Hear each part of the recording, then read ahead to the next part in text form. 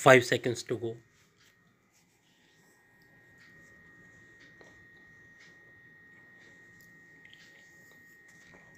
Start. Today we have so many different means of getting comfortably and quickly from one place to another that we perhaps do not value some of these means as much as we ought. In the early days of man's development, he had to walk or to run if he desired to get from one place to another. Then, after many years, he discovered that he could sit on the back of an animal if he moved on land, and in this way he sat at ease while the animal labored for him. The animal used naturally differed in different countries.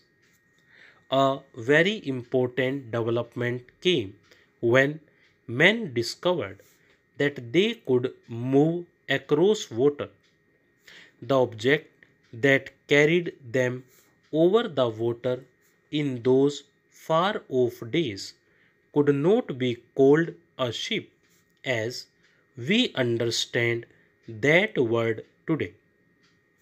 Poor as the methods may have been, however, they did let man reach places that would be otherwise cut off by water.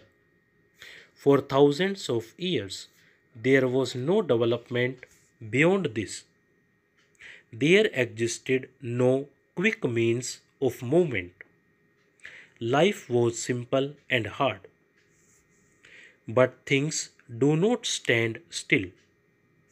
We must, we are told, move onwards or move back, and men seem always to have desired to move forward. No matter what point they reach, they always see something more calling them onwards. Out of this desire for a better material life came good roads, big ships, railways, motor cars, and planes. So used are we to wonderful planes and to powerful motor cars that we are in danger of undervaluing the railway, that rather out of date method of moving across the country. Few people in these days use the railway for pleasure, they use it because it is a useful means of getting somewhere reasonably quickly. If a friend tells us that he is going somewhere by plane, we are immediately interested. If he tells us that he has bought a handsome new car and is going to such and such a place, we are likely to be interested. If he is going overseas in one of the large and modern ships, all his friends will want to see him off. Let him go by rail, however, and no one will take the smallest interest in him. Railways are all right in their way, but they are not news. Yet the railway has played an important part in the greatness of our country.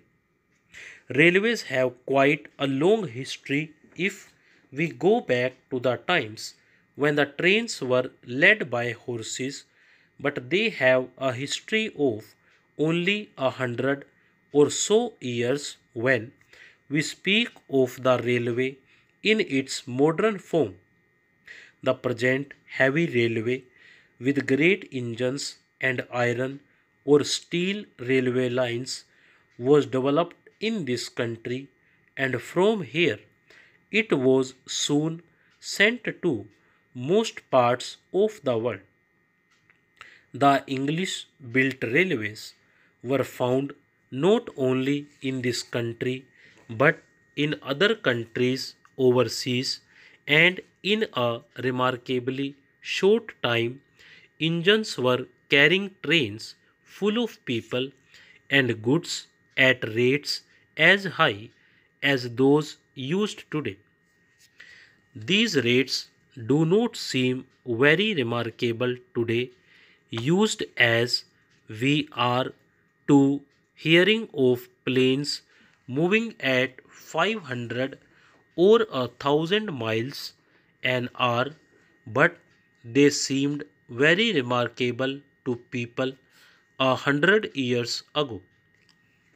There were no motor cars, and the horse was used as the quickest, safest, and best means of getting about on roads that were, for the most part, very bad indeed. Quite small distances often took days to cover. In such conditions as these, it is natural that the railway seemed a thing of most outstanding importance. It is certain that without it, this country could not have gone forward in the wonderful way it has. It is doubtful whether even the plane in this age has really been so important for the country as the train was in the earlier age. In the building of railways, this country led the world, but in recent years, certain other countries have shown more drive in keeping their railways clean and up to date. Stop.